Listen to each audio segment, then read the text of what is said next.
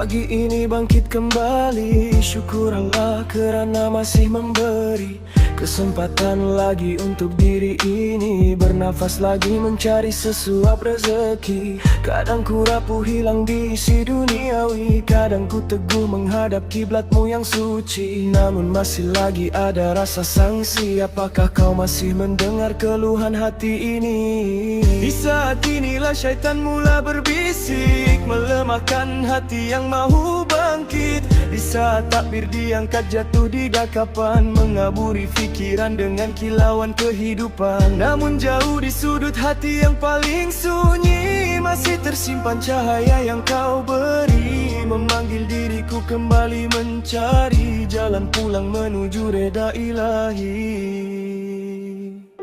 Ya Allah, pimpinlah langkahku ini, jangan biarkan aku terus menyendiri saat dunia memanggil dan memuji. Jangan biarkan iman ini pergi, ya Allah, ampunkan dosaku ini yang sering lupa dan lekas setiap hari. Jika aku tersasar jauh darimu, tariklah kembali hatiku kepadamu.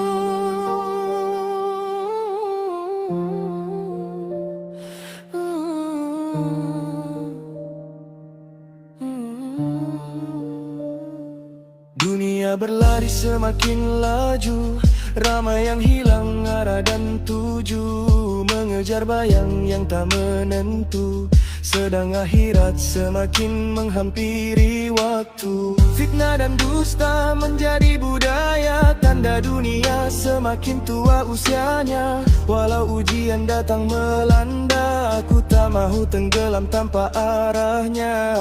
Bimbinglah hati ini wahai Tuhan, agar tetap teguh dalam keimanan. Jangan kau cabut nyawaku di dalam kekufuran, akhirnya penyesalan yang tiada pengakhiran.